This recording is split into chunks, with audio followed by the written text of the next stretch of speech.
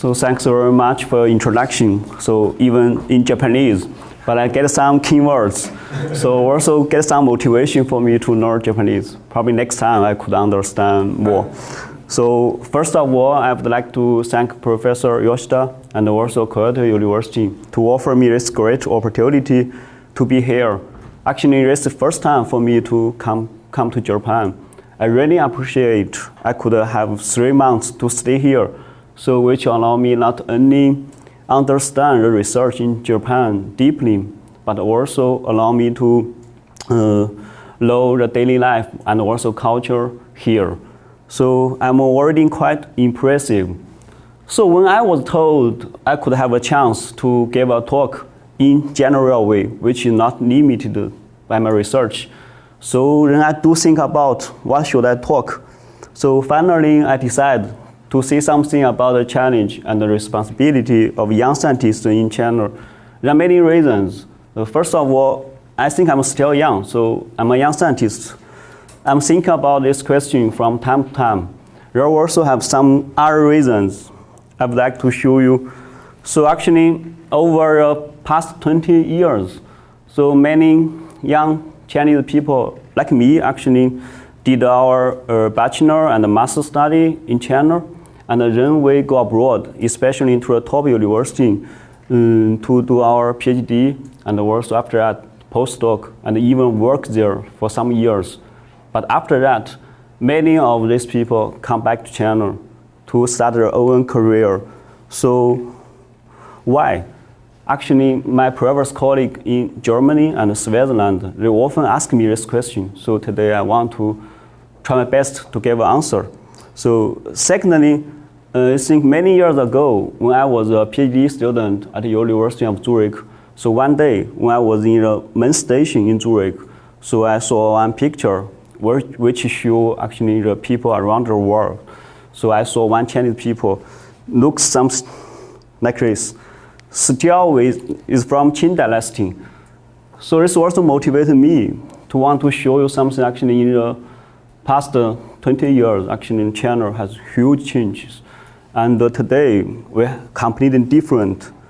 And I would like to show you actually for our young generation, what do we face today. So my talk will contain the following 4 parts. The first part, I will show you actually the current situation of China, which could give you more background of this topic. Secondly, I will show you the talent program, which mainly was developed in the last 10 years, and this have very strong influence on young scientists. After these 2 parts, I will show you actually the challenge and the responsibility of young scientists. Actually, you could get,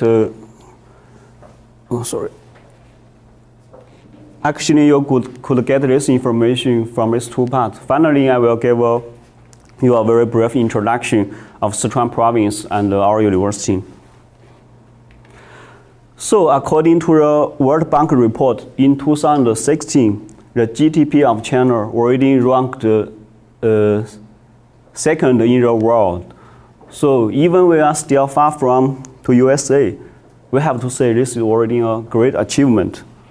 Especially when we look at this figure, since the reform and opening up, China's economy has continued to grow with an average growth more than 9.6% every year.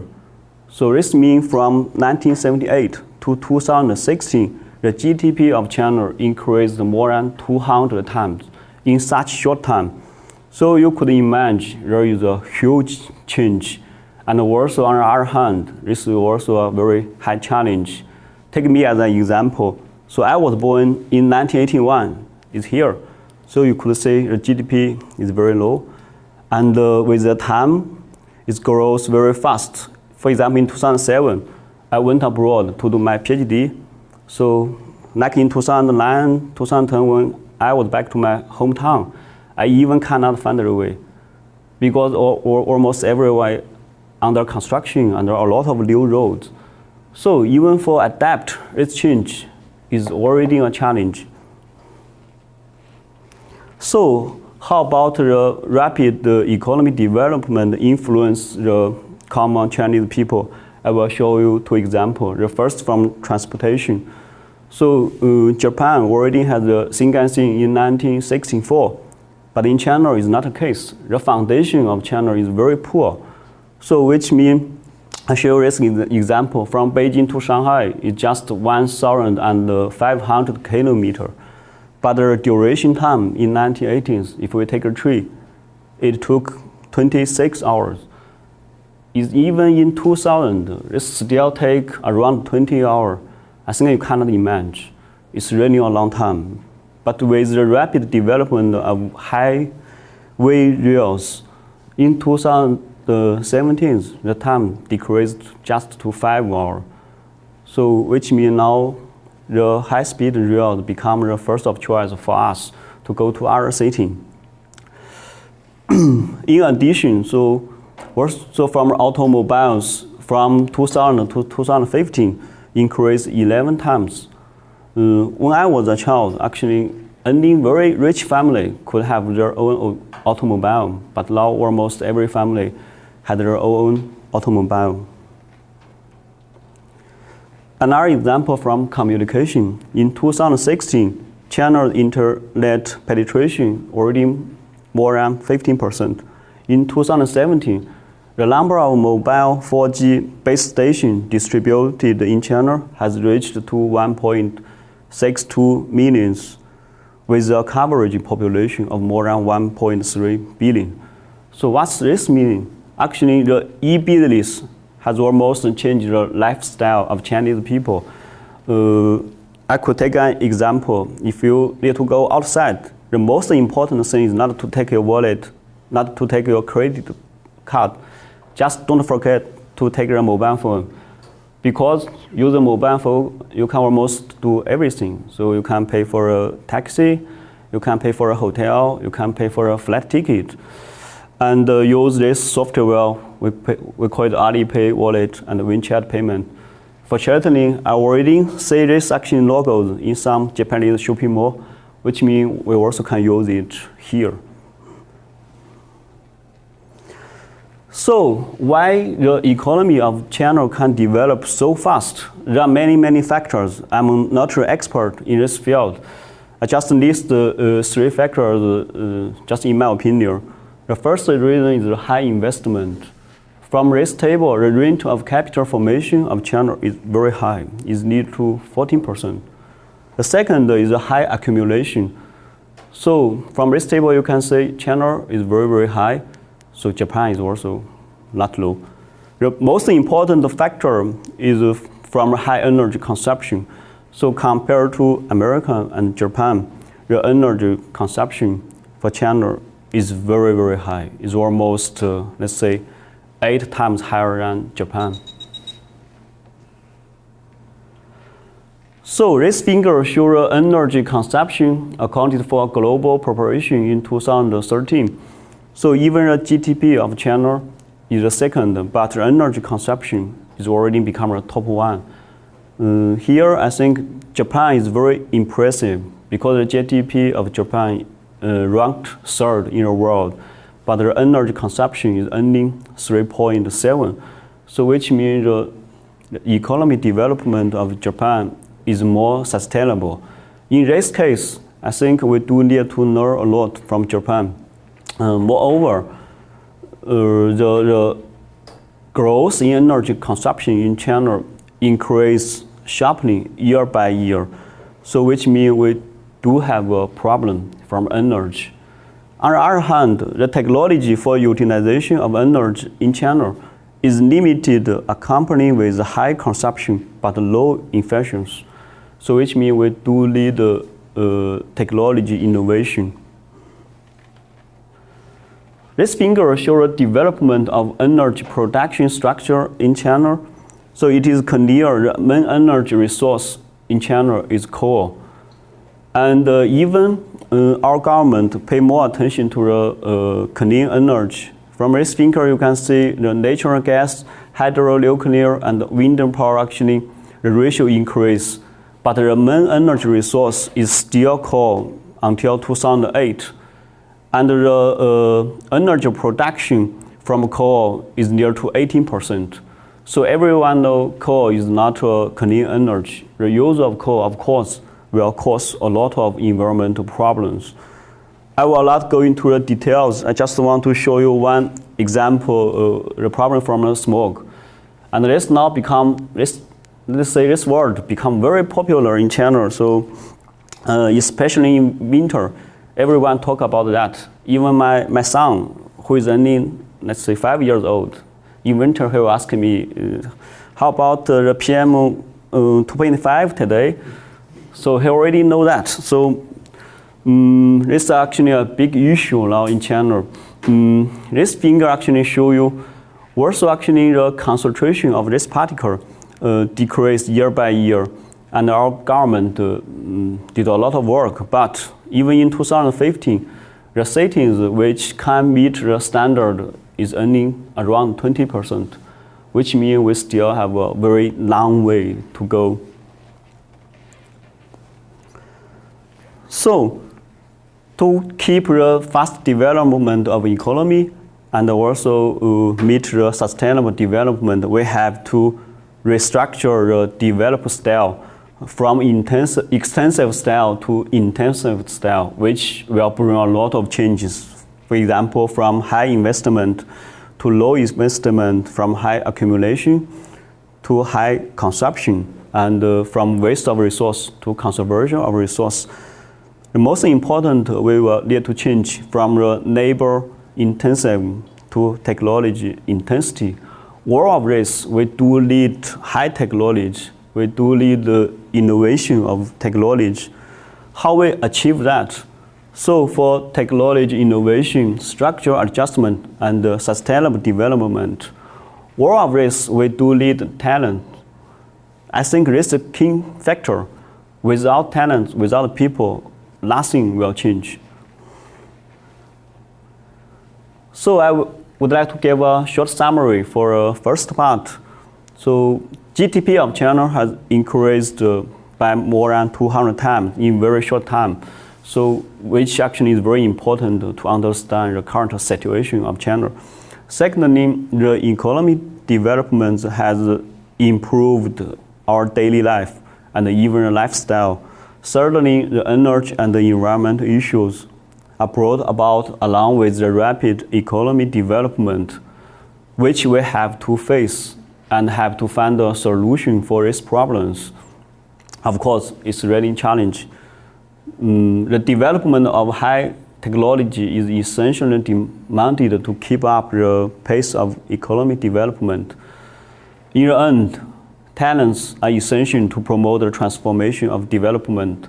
But now the question is that how we can train and attract more and more talents to come back and work in China. So I would like to move to second part. Actually, even just at the beginning of reform and opening up in 1978, our government already started to send some people to abroad, especially to developed country, to learn new technology and advanced technology. Even they have very, very few, only 52 people. And this amount increased very fast, especially from 2007. This process is accelerated. In 2015, compared to 1978, increased near to 500 times. So this increase actually is in line with the development of economy. So we could get this conclusion actually, with the development of economy, the country pays more and more attention to the training of talents. And more and more people are sent abroad, mainly due to the growth of economy. So 2008 is a very important year for China because Beijing hosted the Olympic Game. Not only because of race. Actually in 2008, China initiated the recruitment program of global experts. This is also known as the 1,000 Talents Plan, under which it would bring in overseeing top talents to China over the next 5 to 10 years, who can make breakthrough in key technologies. Actually, this is a very important program because previously we always send the people to abroad and learn technology, but now we launch a program to attract people come back to China, not only limited to Chinese people, also open for foreigners. So I will show you this program. So this program has two levels. One level is higher, is for innovative talents. Another level is for young scientists. So for innovative talents, we have two sub-projects. One is for long-term, which means these scientists have to come to China with a full-time job. But this sometimes is difficult because for this level, talents already had their maybe professor position abroad and also family there. They already adapt their work and life there. It's difficult for them to come back to China with their whole family. So then we have a short-term project, which means for this talent, they only need to come to China to work like in 2 months. It also can give China a big help. They can launch a group there. So the most actually important from this program is for young scientists. And China pay more and more attention to young scientists because compared to innovative talents, young scientists is more active and is more flexible. And they just at the beginning of their own career, so they have more motivation. So for innovative talents is very high level. So you have to be a professor abroad in a top university, at least be an associate professor. Today I will not go into this direction. I will more focus on young scientists. So for young scientists, it's still very, very competitive. So first of all, you have to get a PhD degree from a top overseas university. Secondly, you have to have a former teaching and research position in very famous university. One critical point is that you have to be below than 14 years old. If you are older than that, no chance. Finally, you have to be excellent enough. So this can be reflected from your publication, your invited talk, your book chapter, and like reputation, whatever. But this is very competitive.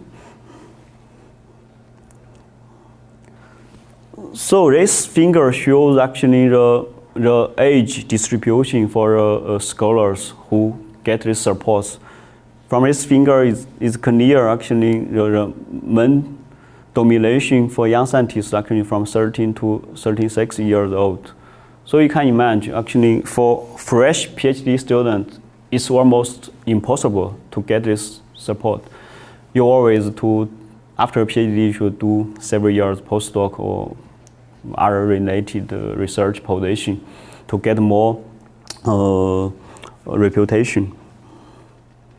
So how is young scientist can be supported? Once you get a scholar, first of all, your salary, you will get around 0.5 million yuan at once from the government. This from a central government. And from a local government, they will support normally the equal amount of such money. Finally, for a salary, actually is commonly used where the salary is from 0.3 to 0.5 million yuan per year. Maybe the salary is not very high in Japan, but in China, this is extremely a lot of money. So which means a young scientist can concentrate on their research. They don't need to worry about their daily life and don't need to worry about how to earn money. Secondly, it's quite important, they can get study funding from a government without any proposal. So they can get 1 to 3 million yuan, of course, depending on their application form. Except that, normally the university will support more or less the same amount of money. So this is more than enough actually for young scientists to launch an independent group. But I will show you actually this is quite challenging, not only because of the money, also a lot of challenges for young scientists in the third part. The last good point is the housing arrangement. I don't know how about in Japan, but in China, it's very important. Almost every Chinese family want to have their own apartment. So in China, normally, if a young scientist, if they buy an apartment in a city, which means they already decide to work there for quite a long time. So normally the university will give very high housing allowance and flexible house supported by university. So from this, you can say actually for young scientists, once you can involve in this project, you will get fully support. You are very lucky, you can get a lot of resource. But this is only for overseas Chinese scholars. Of course, many domestic talents in China will complain for that because it is only open for overseas Chinese scholars. So for this reason, so in 2012, so Chinese government actually launched another very important project. It's so-called the 10,000 plan. So previously it's 1,000 plan, now it's 10,000 plan. It's because 10,000 local high-level innovative talents will be selected and supported by the government in 10 years. For this project, also has different levels. So today I only show you this level for young talents. So in 10 years, we'll select 2,000 persons. The critical point is that these young talents have to be younger than 35 years old. Actually, in China, there are three very important age for young scientists. One is 35, another one is 14. The last one is 45. I don't know how about in Japan, but in India, I know has some similar situation because during my PhD study, I have a colleague from India. So he told me he have to come back to India before he is 35 years old. Otherwise, for him, it's difficult to get a good position. So now in China, we have two very important programs. As I said, is the 1,000 talents plan for overseas talents and a 10,000 talents plan for domestic talents. The two plans were implemented in parallel and coordinated. The most important things, these two big programs actually drive and direct more and more resource to open different levels of program. I will not go into the details. I just show you actually this program from world ministries and commercials. I just show you two programs. One is from Changjiang Scholar Program, which is very famous and has very high reputation in China. This program allows actually overseas Chinese talents and even foreigners to come to China to work like 1 month per year. So it's very good point. Another one is the Chunhui program of Ministry of Education. So for this program, it's allow actually we invite the overseas Chinese talent and even foreigners to come to China to have a very small workshop and meeting. For example, this year we get this supporting. So in March, we have a very small meeting with many scholars actually from Germany. So both actually Chinese and foreigners. So also the local governments actually already set up a lot of supports. I will not go into the details. So due to the strong supports for talents, actually now the overseas Chinese talent situation already start to change. From 1978 to 2015, the total number of overseas Chinese talents is more than 4 million. A lot of people actually abroad. Among them, 2.7 million people have already finished their studies. Around 18% of these people would like to come back to China. But this is not the case many years ago. For this figure, I will show you actually a change survey of overseas Chinese talents from 2005 to 2015. So you can see, after China set up the Thousand Talents program in 2008, actually the amount of Chinese talents come back increased sharply.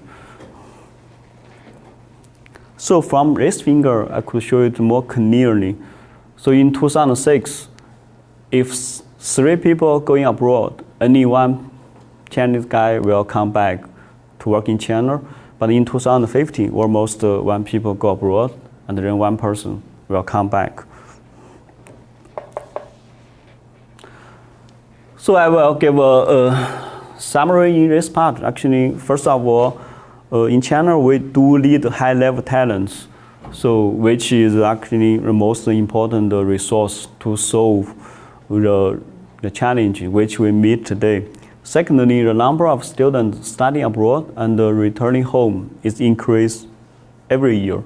Thirdly, more and more overseas talents choose to work and live in China due to actually the significant development of economy and the enhanced support for talents. So after we have this background, so we could think about the challenge and the responsibility of Chinese young scientists. Before that, we have to know 2 things. The first of all, actually, in China, we define young scientist is younger than 45 years old. Secondly, actually, the challenge and the responsibility of young scientists is quite related to the evaluation course of higher education. I will show you actually why. Actually, what happened in the last 20 years for higher education in China. So this figure shows the change of gross enrollment rate in higher education after reception of college entrance examination. So in 1978, only 1.5 people have the chance to go into a university. But in 2015, almost half of the people could have a chance to go into a university. So what's this meaning? From this figure, then you can imagine. So for example, we take 2000 as an example. We have only 5 million students in a university. In 2015, we already have 28 million students in a university. On the one hand, actually in China, the education already changed from any education to popularization education. On the other hand, you could imagine we need a lot of faculties in very, very short time. So for this figure, we show the number of staff and full-time teachers in universities. So in 1999 is around 1 million, and in 2014 is more than 2 million. So in 15 years, so the staff in the university increased 2 times, and the number already number 1 in the world. So what's this meaning? So which means in 15 years, many young scientists become a faculty in the university. So in 2014, if we look at this figure, 17% faculty in the university is younger than 45 years old. So young scientists play more and more important role due to the rapid expansion of faculty in Chinese universities.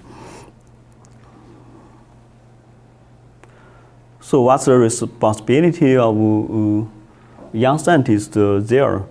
I think there are a lot. I just list 4 in my opinion. The first is the original innovation. This we do lead that to solve the challenges which we meet today. The second one is the technology transfer. This is also quite important. Actually, recently we have big argument in this issue in China. The third one is the cultural inheritance.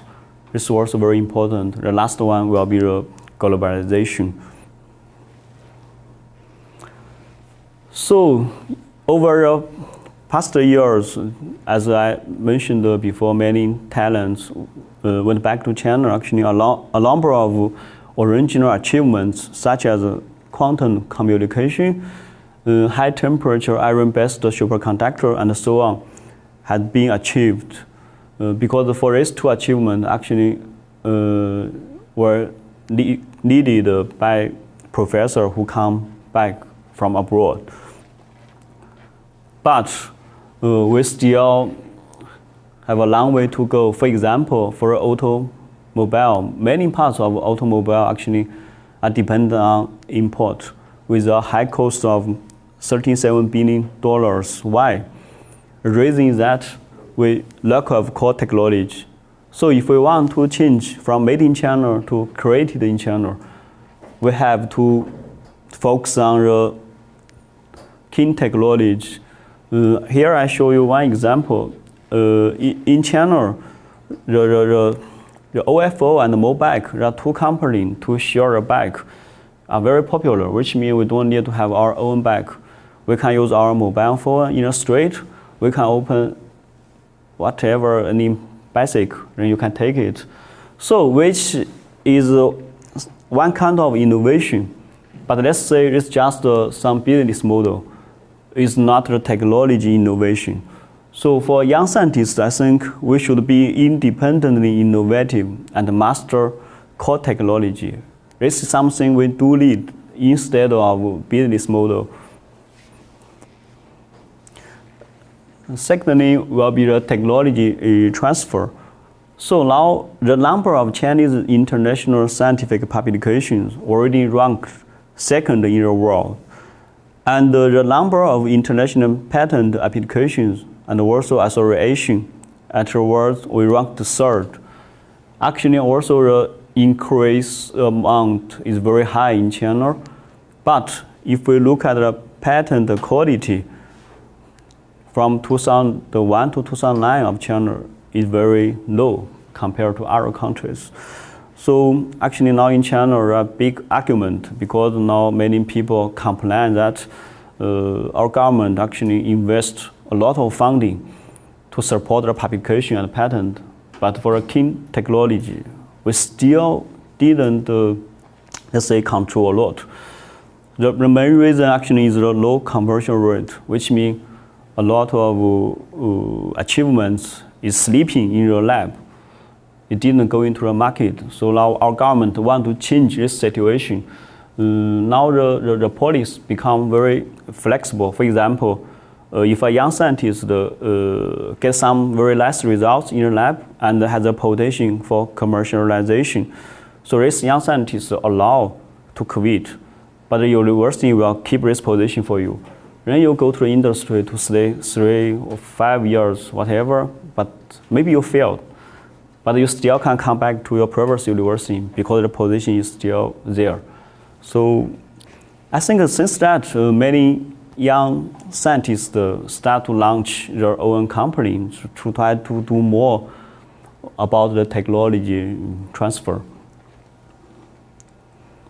So the third responsibility is cultural inheritance.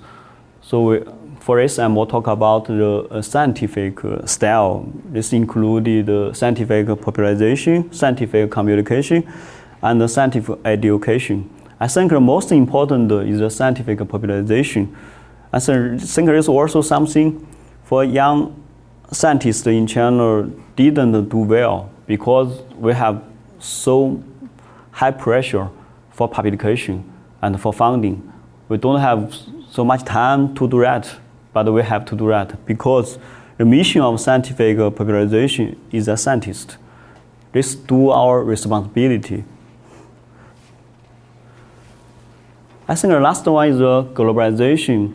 It's not only promote China's scientific research in the front foot of the world. Also, we should promote the China develop as more international way. I could share an example with you. I have a very good friend who is from Germany. So in 2000, he already went to China in Chinese Academy of Science. He was a professor there. And he often talked with me. He had a big problem for funding because he cannot write a proposal in Chinese. So he can only get the funding source from like international collaboration project, but he cannot get, or at least it's very difficult for him to get the funding from like National Science Foundation, because he have to write the proposal in English, and his colleague need to transfer the English to Chinese. It's difficult for him. So we have, as I mentioned before, in our generation, many actually young scientists with a background studying abroad, we do need to promote the development of it. So for a challenge, I also want to share something just in my opinion. The first one is a very, very high competition now. Because it has attracted a lot of overseas scholars from different ages and levels to realize their dreams through various forms in China. So now we face the challenges at different levels. The first level is at national level. So we do need technology innovation, which means we're under very high pressure, not only for publication, and also for technology transfer. For personal level, so now more quantity and high quality young scientists in China, but the funding and the research source is limited.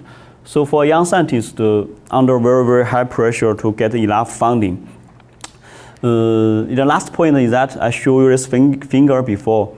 You look actually the number of students in university from 2000 to 2010 increased very sharply, which means many universities open a lot of positions at that time. But after 2010, the number of students already become stable. So which means after that, there will have much less position open. So which means for young scientists has even stronger competition now. The second challenge is to build a team. I mentioned many young scientists come back to China. Also, even for domestic talents, also have a chance to become a professor at a younger age than before.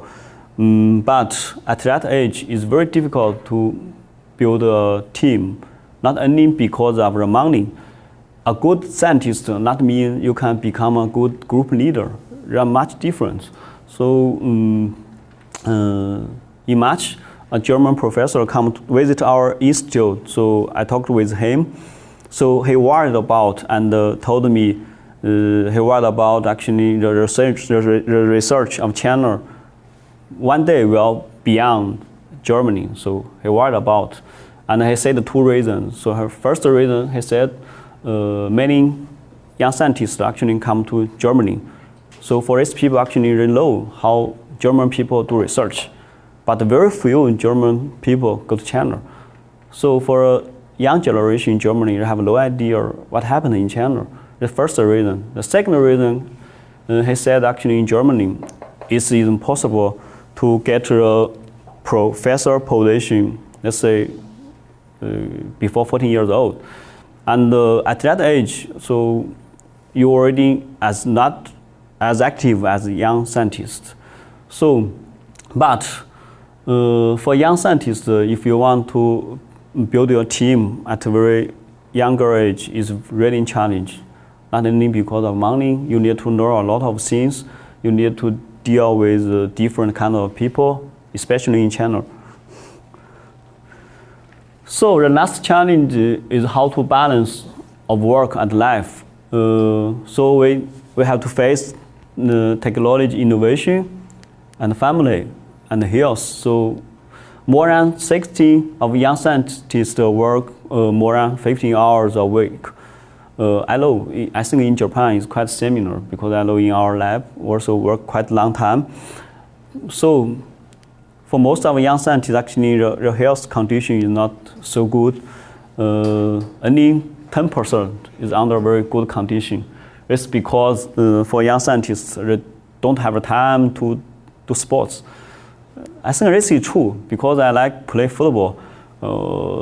Before I come back to China, I played twice per week. Now I play it 2 times per half year. So you can imagine that so much different. So I have to say, also we have to face various challenges, both at the national level and the person level. But I have to say, actually, this is the best of times for young Chinese scientists. If you have enough ability, if you work hard enough, you can really realize your dream.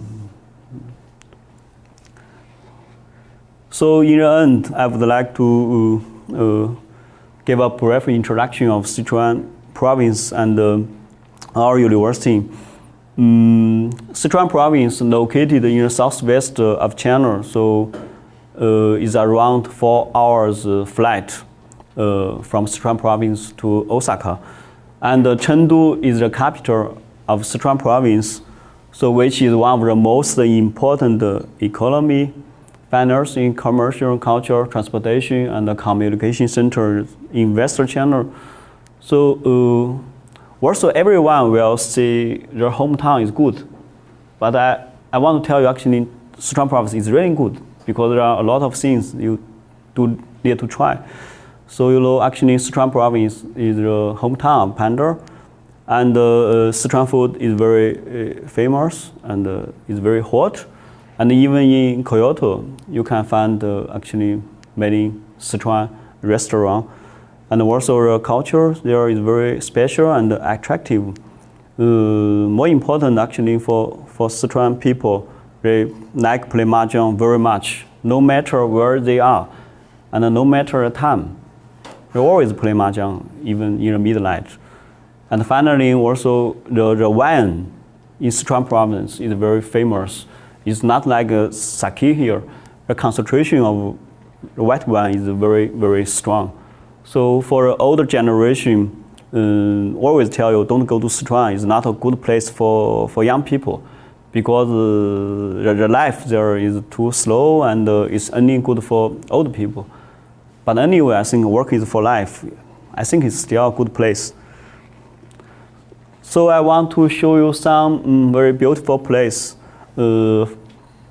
Actually, the Jiuzhaigou National Park actually is a World Natural Heritage.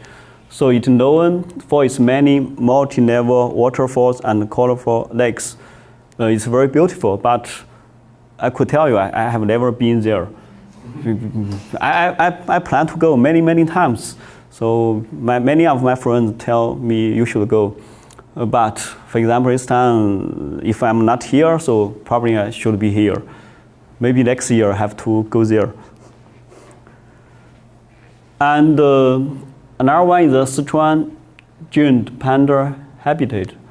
Actually, this is the most complete and the largest panda habitat in the world, where more than 13% of wild pandas are there. Except for natural heritage, we also have cultural heritage in Sichuan.